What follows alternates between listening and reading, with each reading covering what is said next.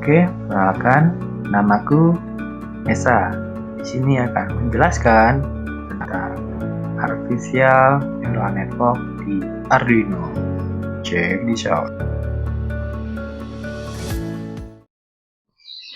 Assalamualaikum warahmatullahi wabarakatuh. Jadi untuk hari ini akan dibahas tentang cara menggunakan Artificial Neural Network atau ANN di Arduino. Nah, tampilannya seperti ini. Jadi ada dua device, yaitu Arduino Uno dan ada TCS. Nah, TCS ini sebagai sensor warna RGB gitu. Jadi di sini sudah ada pin-pinnya. Jadi A5 itu masuk ke SCL, terus SDA itu masuk ke SDA, juga A4 gitu. Dan ini tuh TCS tuh dia 3 volt pakainya dan groundnya ke ground. Oke, jadi tujuannya di hari ini tuh pertama, tapi sebelumnya buat bagian baca RGB sampai kalibrasi ini tidak akan dibahas di sini.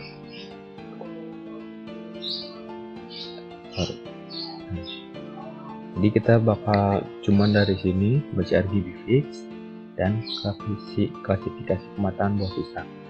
Jadi intinya si RGB ini yang dari TCS itu dia udah dikalibrasi sebelumnya gitu. Nah, sekarang kita belajar bagaimana membaca RGB fix lalu mengklasifikasinya dengan menggunakan ANN gitu.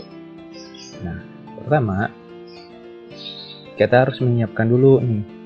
Nah, di kolom B ini itu terdiri dari kematangan. Jadi dia itu mentah atau busuk dari pisangnya.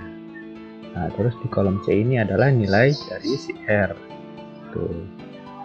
Nah, terus yang D ini dia nilai si G dan B ini nilai dari si E. Nah, kenapa pakai RGB? Karena kalau di RGB itu bisa dijadikan sebuah patokan warna gitu. Jadi penggabungan dari R dan G itu menjadi kuning. Tuh, dan R dan B dia jadi ungu. Terus RGB digabung dia menjadi putih seperti ini. Nah, kalau misalkan hitam berarti R-nya nggak ada, G-nya nggak ada, I-nya nggak ada. Jadi beberapa sistem digital itu seperti komputer dia membaca warna itu berdasarkan RGB. Ada juga yang berdasarkan CMYK gitu. Kalau CMYK ini dia lebih ke hitam dalamnya. Tuh. Itu kita gunakan RGB aja gitu. Nah, pertama bikin dulu seperti ini. Nah, terus di sini target output ANN gitu. Nah, target output ANN itu dia nilainya harus 0,1. Harus di bawah 0. Kenapa? Karena kita kan mau menggunakan ANN nih. Nah, sebelumnya ANN itu kan terdiri dari input layer dan hidden layer dan output layer gitu. Jadi intinya itu bagaimana kita memproyeksikan input layer ini menjadi output layer gitu. Jadi harus ada hubungannya gitu. Jadi kalau misalkan kombinasinya seperti ini semuanya, itu outputnya tuh pasti seperti ini. Harus kita buat sendiri gitu. Nah, terus kalau misalkan yang matang, dia nilainya seperti ini kan, 208 dan ininya 0,2 gitu. Kalau dari paper saya, nilai dari RGB itu yang ini tuh garis R, ini garis C dan ini blue, per harinya itu dia berubah-berubah gitu. Jadi untuk hari 1 itu dia kan mentah gitu. Nah, dia tuh kecil dulu tuh. Baru di hari 2 pas dia matang, pas dia warna kuning, dia berubah menjadi seperti ini gitu, naik. Sedangkan yang hijau dia turun dan yang biru juga turun. Nah, selama matang dari 2, 3, 4, 5 dia nilainya masih sama tuh. Nah, tapi pas di 5 ke 6 dia berubah lagi tuh, karena dia warnanya juga berubah tuh, jadi ke agak coklat atau abu-abuan kayak gitu. Jadi dia nilainya seperti ini gitu. Nah, selanjutnya kita coba aja sekarang cara menggunakan Neurona itu. Nah, websitenya itu bisa pakai ini, Muretic Neurona. Nah, pertama kita tuh bakal disuguhin cari tempatnya seperti ini, kotak seperti ini. Jadi ini adalah topologi dari ANN.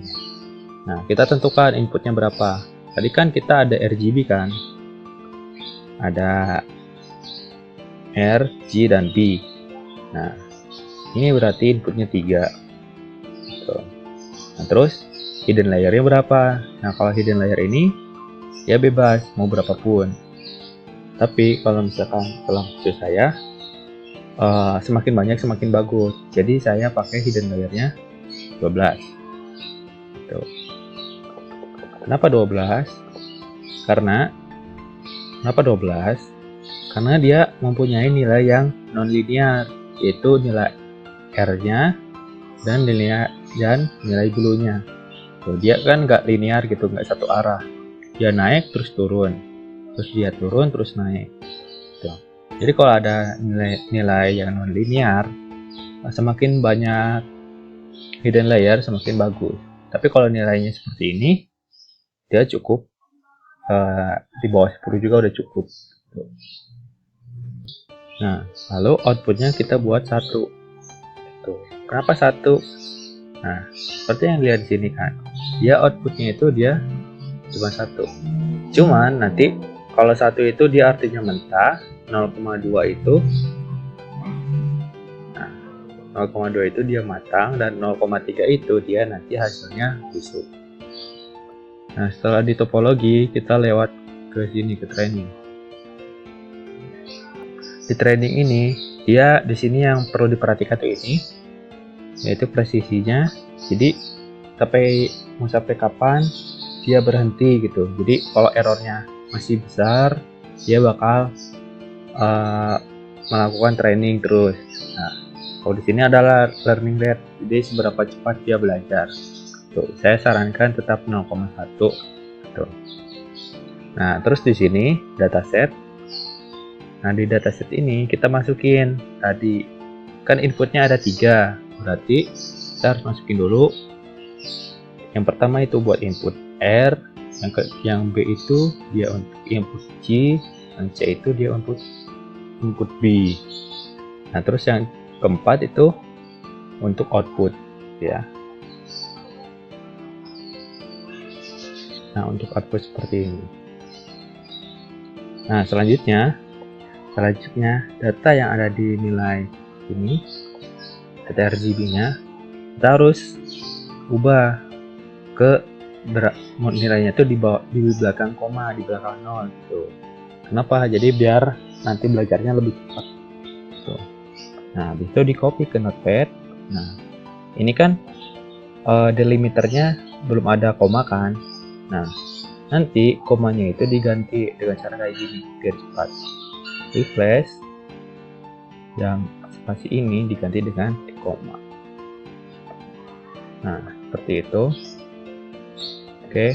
Nah, sekarang tinggal di copy semuanya, lalu masuk ke Neurona, dan di sini dipaste. Nah, kalau misalkan udah seperti ini, berarti data sudah siap untuk diproses. Klik lagi ininya, lalu kita mulai iterate. Gitu, di sini untuk mulai training.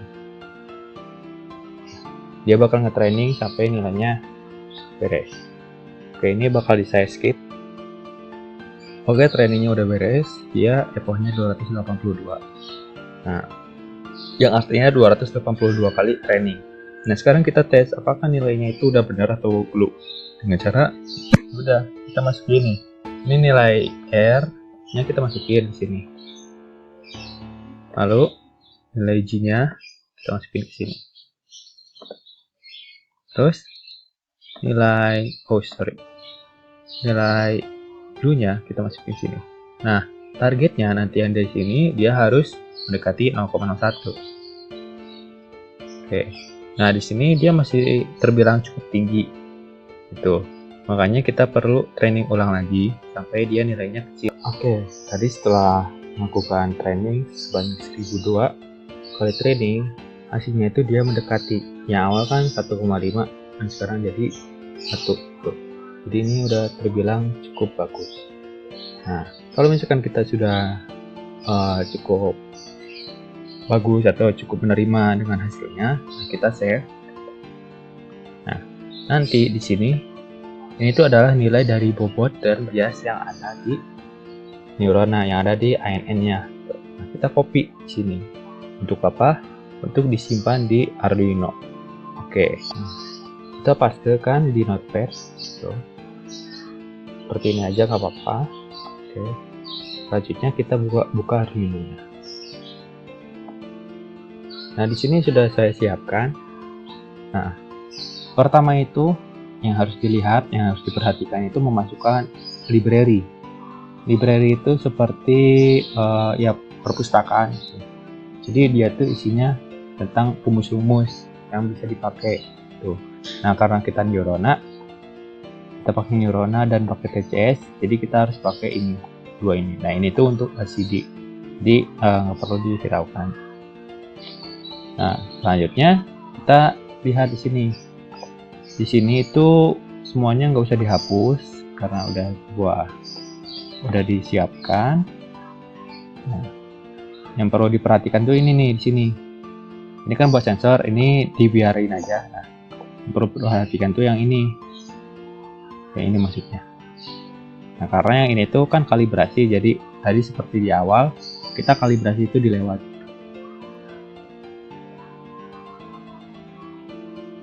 Kemana bilang? Oke. Jadi yang lewat di kalibrasi itu kita lewat. Nah, kita bahas yang ini. Jadi di sini ada define color ANN. Ini untuk mendefine total dari inputnya, input node-nya. Yang ini nih, dia ada 3. Nah, selanjutnya buat outputnya dia ada 1, kan? Terus outputnya 1. Nah, terus layersnya itu artinya jumlah dari hidden dan output. Nah, kalau misalkan dia 2, berarti ya 1 hidden 1 output. Nah, kalau misalkan gini, nah kalau misalkan gini dia jadi 3, hidden 1, hidden 2, output 1, seperti itu. Nah, ini nggak apa-apa kalau udah kayak gini. Oke, selanjutnya kita ke sini. Nah, ini untuk memproyeksikan nilai dari si input. Tuh, nanti kita masukin ke sini, ke arahnya, dan kita masukkan ke sini juga. Nah, tadi kan kita udah dikasih bobot ya. Nah, bobotnya ini kita copy paste ke sini. Gitu. Semuanya copy paste. Nah, akan tetapi nanti bobotnya itu dikasih koma. Kan di sini dia ada koma ya per hasilnya itu. Sedangkan di sini dia nggak ada koma.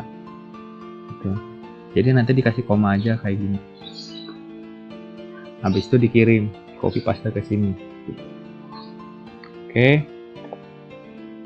Lalu di sini adalah 10. 10 di sini itu adalah nilai dari hidden layernya. Tuh, karena ini 12, maka kita ya kita ganti ke 12. Gitu. Tapi saya udah pakai 10 sih, jadi 10 aja. Tuh. Jadi ini ngikutin dari jumlah dari hidden layernya, gitu ya. Oke. Selanjutnya di void setupnya dibiarkan saja. Nah, ini ada untuk input manual. Jadi untuk kita tanpa menggunakan sensor. Jadi kita bisa input manual di sini. Itu nilainya berapa? Nilainya boleh sampai ratusan. Nah, terus di sini di void loop-nya kita lupakan. Nah, yang penting itu di sini nih. 2 ini. Kita mau pakai sensor atau tidak pakai sensor. Kalau mau pakai sensor, kita pakai yang ini. Yang ininya kita kasih garis miring 2. Jadi ini dia bakal pakai sensor.